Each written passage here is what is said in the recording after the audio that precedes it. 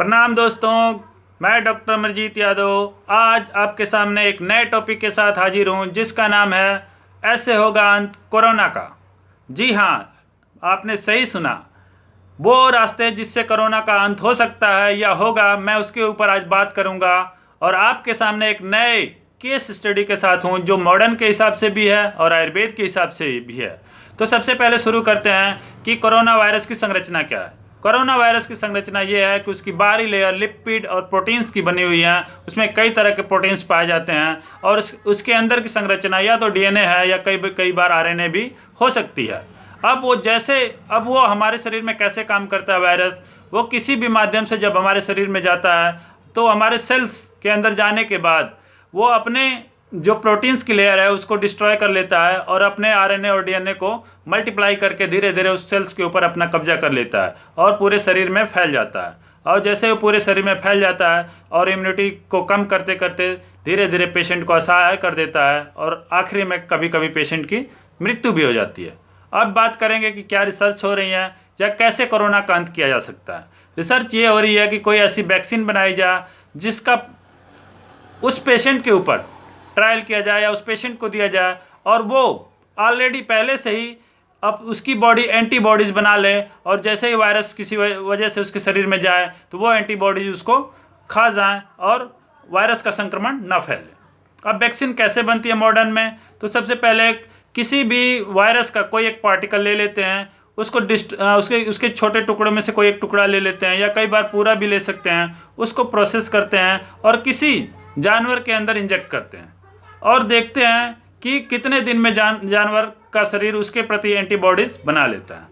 अब जब पूरा प्रोसेस कंप्लीट होता है और पता लगता है कि जानवर का ब्लड में जो एंटीबॉडीज़ हैं वो वायरस से लड़ने के लिए सक्षम है, तो उसके प्लाज्मा सीरम को फिर से प्रोसेस करके ऐसी वैक्सीन का निर्माण किया जाता है और पेशेंट को दिया जाता है पहले से या कोरोना होने पे कि उसके वायरस का संक्रमण ना हो और जो एंटीबॉडीज़ बनी है बॉडी में वो वायरस को ख़त्म कर दे। ये प्रोसेस है मॉडर्न के हिसाब से। अब सोचना ये है कि आखिर एंटीबॉडीज़ बनाना किसे है। हम सीरम का जो वैक्सीन बना रहे हैं वो आखिरी में शरीर में इंजेक्ट होने के बाद भी उसके लिए एंटीबॉडीज़ बनाने का काम बॉडी का ही है। वो उसको इंजेक्ट करने के बाद भी वायरस नहीं मरेगा। सबसे पहले जब हमारी बॉडी उस वायरस के प्रति एंटीबॉडीज़ ऑलरेडी बनाना शुरू कर देगी तब जाके उस वायरस का अंत होगा। ऐसा नहीं कि वैक्सीन लगा देने मात्र से वायरस मर जाएगा। तो एक मेथड ये है, इस रास्ते पे जाके भी हम वायरस को पूर्ण रूप से ख़त्म कर सकते हैं या उसके वायरस को इन्फेक्शन को कम कर सकते हैं। अब दूसरा रास्ता आयुर्वेद के अकॉर्डिंग है। आयुर्वेद कहता है कि कोई भी वायरल इन्फेक्शन, जिसे हम मॉडर्न में वायरल इन्फेक्शन समझते हैं, उसे हम आयुर्वेद में वातज इन्फेक्शन समझते हैं। मान लीजिए मैं एक केस स्टडी बता रहा हूँ, डायरिया का पेशेंट है। डायरिया जो है एक वायरस की वजह से होता है, वायरल इन्फेक्शन है। और बॉडी कैसे काम करती है, वायरस कभी बॉडी से बाहर तो नहीं निकलना चाहेगा, वो तो चाहेगा कि मैं जल्दी से जल्दी ग्रोथ करूं और पूरी बॉडी के ऊपर अपना कब्जा कर लूं। लेकिन जो हमारी वायु है, जो वात है, वो उसको जो है नीचे की तरफ सर्कुलेट करती है और बाहर निकालने की कोशिश करती है। इस वजह से पेशेंट को बहुत ज़्यादा दस्त होती है और कुछ लोगों का सोचना है कि दस्त होने से पेशेंट की मौत होती है, जबकि ऐसा नहीं है। वो हमारा शरीर, वात जो है हमारा, उसको बैलेंस करने के लिए जो बाहर से फॉरेन मटेरियल आ गया है उसको हटाने के लिए बार बार दस्त कराता है। पेशेंट की मौत डिहाइड्रेशन से हो सकती है या उसकी इम्यूनिटी के कमज़ोर होने से हो सकती है। तो ऐसे समझिए कि वात दोष जब बढ़ता है तो उसका क्या इफेक्ट होता है। पहले शरीर वायु को बढ़ाती है उस वायरस, उस बैक्टीरिया को मारने के लिए। अगर जब आपकी वायु बहुत ज़्यादा बढ़ जाए और वो बैलेंस ना हो पाए तो वो दूषित होकर पूरे शरीर में फैल जाती है और उसके वजह से पेशेंट को दिक्कत होती है। तो वायु का कार्य ये है कि किसी भी फॉरेन मटेरियल को शरीर से बाहर निकालना, और पित्त का काम यह है कि कभी कोई भी फॉरेन मटेरियल अगर शरीर के अंदर आ जाए तो अपने शरीर के ताप को इतना बढ़ाए कि उस वायरस या उस बैक्टीरिया की मौत हो जाए। और कफ, जैसे अब इस वायरस की बात करें तो ये जो है मुख या नाक से या जिस भी वजह से फेफड़े को सबसे ज़्यादा इफेक्टिव कर रहा है।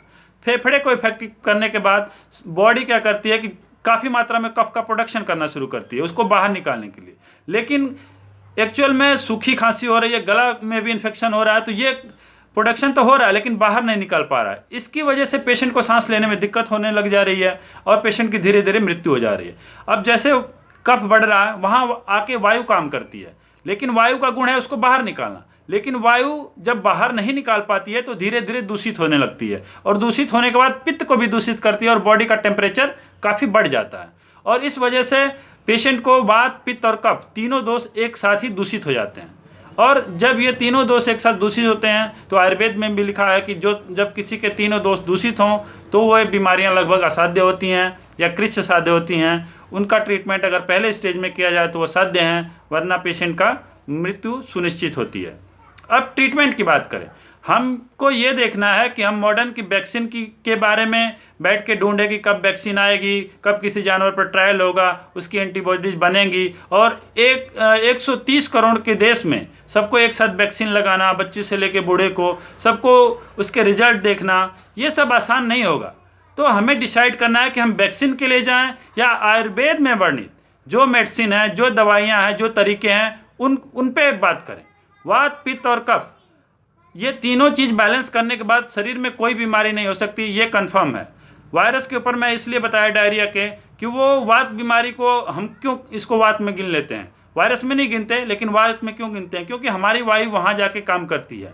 तो जो वहाँ पे वायु का गुण होता है उसे वातज में रखते हैं, जहाँ पित्त का गुण होता है उस बीमारियों को पित्तज में रखते हैं और जहाँ कफ का गुण होता है वहाँ उसको कफ की बीमारी में रखते हैं। लेकिन किसी वजह से ये सारी चीज़ें एक साथ दूषित हो जाएं और इम्यूनिटी कम हो जाए तो पेशेंट को हम सन्निपातज में रखते हैं और फाइनल स्टेज में देखते हैं कि उसकी मृत्यु तय है या नहीं। अब ट्रीटमेंट हमारे पास क्या है? ट्रीटमेंट यह है गिलोय। गिलोय एक ऐसी चीज़ है जिसमें मॉडर्न में भी रिसर्च हुई है, तो वो सारी चीज़ों को एक साथ बैलेंस कर देती है, इम्यूनिटी को, वात को, पित्त को, कफ को।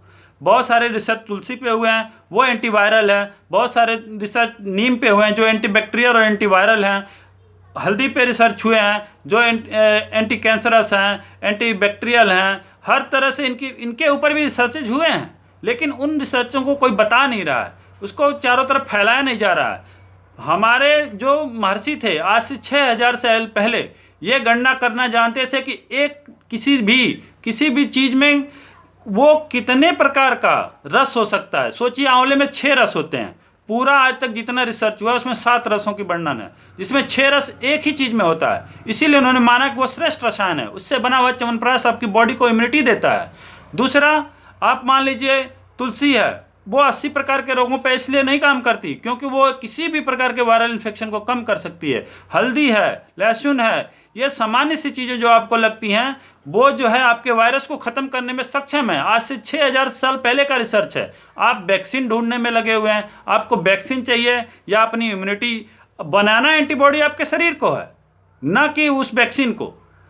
हम जो आपको मेडिसिन बता रहे हैं, जो आप हल्दी है, तुलसी है, अदरक है, काली मिर्च है, च्यवनप्राश है, ये सब आपकी इम्यूनिटी को ऑलरेडी बूस्ट करते हैं। इसमें आपको कुछ करना नहीं है। उस इंजेक्शन के बाद भी इम्यूनिटी डेवलप करना आपकी बॉडी का ही काम है। अगर बाई चांस इम्यूनिटी डेवलप नहीं कर पाती है तो आप ठीक नहीं होंगे उस वैक्सीन के बाद भी। तो आज सोचना हमारे भारतवासियों को है कि हम किस तरफ जाएंगे, किस वे से कोरोना को हराएंगे। वायरस को इस वजह से हराएंगे कि वैक्सीन आए, हम वेट करेंगे, या हम इस वजह से हराएं कि अपनी इम्यूनिटी को इतना बूस्ट कर देंगे कि कोई वायरस हमारा कुछ नहीं कर पाएगा। अगर वायरल का पहला इन्फेक्शन है तो आयुर्वेद में भी कहा गया है कि अगर जो दोष पहले बढ़ा हुआ है उसको समन करना चाहिए, उसकी चिकित्सा करनी चाहिए। अगर आपका कफ बढ़ा हुआ है तो आप आयुर्वेद के डॉक्टर के पास जाइए, एक बार में आपका कफ ट्रीट कर देगा। वात बढ़ा है, वात को कर देगा। आप फाइनल स्टेज में जाएंगे, सारी मॉडर्न दवाइयाँ खा के जाएंगे और कहेंगे कि आप मेरा वात, पित्त और कफ एक साथ कंप्लीट कर दीजिए, तो वो नहीं करेगा, या वो लिखा हुआ है कि असाध्य है। उसके लिए आप आयुर्वेद में ना जाएं और आयुर्वेद की बेइज्जती से भी आयुर्वेद के डॉक्टरों को बचाएं। धन्यवाद दोस्तों। आपको चुनना है मॉडर्न की वैक्सीन चाहिए या आयुर्वेद का इम्यूनिटी बूस्टर चाहिए। आपकी बॉडी को एंटीबॉडी खुद बनाना है या वैक्सीन को बनाना है। धन्यवाद। आप रास्ता चुनिए, हम कोरोना को हराएंगे। और मेरे चैनल को देखिए, लाइक करिए, शेयर करिए, सब्सक्राइब करिए और अपने दोस्त को आगे बढ़ाइए। Thank you, thank you, thank you.